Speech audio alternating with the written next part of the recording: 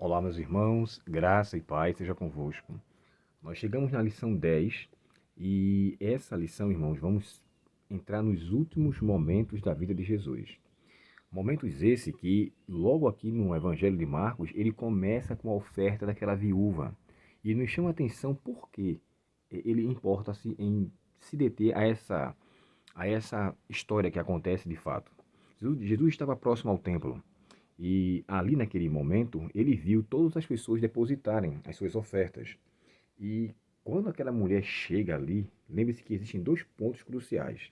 A mulher ela era viúva e era bem pobre.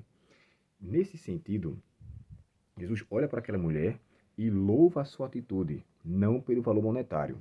Mas antes de discorrer aqui nessa parte, eu vou dar uma pausa para falar para vocês sobre essa imagem aqui. Você nota que tem alguém com binóculo e esse binóculo ele está conseguindo ver um novo amanhecer através da Bíblia e especificamente no Evangelho de Marcos, no capítulo 13.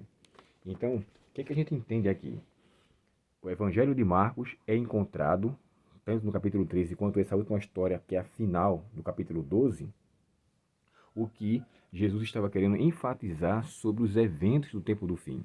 Aqui nesse esboço de sábado, é descrito que, tanto em Mateus 24 quanto em Lucas 21, os assuntos que são ali mencionados, eles se discorrem dentro de um método que nós chamamos de historicista, onde Jesus faz parte da história e as profecias que vieram anteriormente a ele fizeram parte de toda aquela situação até chegar naquele momento. Nem do passado, preterista, nem do futuro, futurista, mas um método historicista. E a gente vai começar a entender aqui agora que tudo aquilo que de fato estava acontecendo fazia parte do que a história relatava ao discorrer sobre ele. Voltando aqui nessa história, irmãos, duas moedinhas na caixa de ofertas. E uma coisa que eu fiquei pensando, quanto valeria aquelas moedinhas? Que aqui é a pergunta, né? Quanto foi a oferta da viúva? O Marcos, quando ele descreve, né, sabendo então que ele estava escrevendo para um público romano, ele botou duas pequenas moedas que davam o equivalente a um quadrante. O quadrante era a linguagem que era vista ou tida para as duas pequenas moedas para os romanos. Quando Lucas escreve, ele usa um outro termo, ele fala dois leptos, ou seja, duas pequenas moedas, na linguagem grega. Mas já que o público de Marcos era um público romano, ele usou uma linguagem romana para fazer com que eles entendessem. Então, o termo que é dito ali, duas pequenas moedas, o equivalente a um quadrante, é a linguagem, a expressão romana, latina, que descrevia aquele valor. Agora, chegar a dizer qual era o valor de fato, irmãos, olha, são vários relatos que não se dá uma definição. Por quê? Temos que levar em consideração que os valores daquela época não podem ser comparados com nossos valores aqui em real. Um estudioso chegou a descrever que cada moeda equivaleria a 0,16 centavos de dólar. Então, como o dólar é um valor que é oscilante, né? Hoje pode dar alto, amanhã pode não dar. Então, há uma certa mudança. Eu encontrei aqui um outro comentarista da lição chamado Hélio Porto. Ele chega a descrever que o valor dela era 20 centavos. Já o Natal Gardino leva por valor para 0,80 centavos. Em suma, independente do valor, qual seja de fato, era um valor bem pequeno, mas era tudo aquilo que ela tinha. Ela não tinha condições de se alimentar, e quando eu falo assim, não tinha condições de se alimentar, era o fato de depender dos outros para aquilo. Quando o texto fala assim, uma viúva pobre, pobreza naquele sentido ali era um estado de miséria realmente. É tanto que no final, Jesus chega a descrever assim, pois ela, de sua miséria ou de sua pobreza, ela deu tudo o que tinha. A gente entende aqui o seguinte, o foco, na verdade, irmãos, nessa história não tem a ver com oferta, não tem a ver com entrega de as nossas condições financeiras. Por que eu estou dizendo isso? O que se discorre em seguida era o valor, na verdade, que eles deveriam dar àquilo que Cristo iria realizar. Muitas pessoas davam muito valor ao templo, e ele chega logo em seguida no capítulo 3 e diz, olha, Senhor, olha esse templo como ele é bonito. Jesus chega para ele e fala assim, não ficará aqui pedra sobre pedra que não seja derrubada. E quando ele enobrece a oferta daquela mulher, mais do que os demais, ele estava mostrando que o que importa é uma entrega total do coração. Ela deu tudo o que tinha. Ela não escolheu uma parte para entregar, ela deu tudo. Isso demonstrando que eu quero ter uma parte a desempenhar na causa de Cristo, para que ele então volte. Poderíamos dizer isso em nossos dias, e os demais não. Existia naquele período, aquelas pessoas, né, uma arrogância muito grande em devolver suas grandes quantidades. Lembre-se do que Jesus ensinou no Sermão do Monte. Faça com a direita o que a esquerda não veja. Ou seja, você deve fazer valer, mas com uma interesse de coração, para que o seu louvor, para que o seu reconhecimento seja visto pelo Pai Celestial e não diante dos outros. E aqueles homens que estavam ali devolvendo ou entregando, ele os fazia porque ele via dos outros os elogios. Ele queria fazer de fato para aparecer. E aí vem aquele ponto crucial do que eu falo para vocês em relação ao tempo do fim.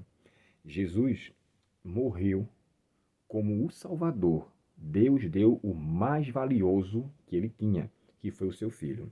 A mulher deu tudo o que ela tinha, monetariamente falando, mas junto com aquela oferta, ela também entregou o seu coração, porque ela deu com satisfação. Quando Paulo descreve aos Coríntios, especificamente ali em sua segunda carta, no capítulo 9, verso 7, é dito assim: quando você tiver de fazer algo, faça com alegria.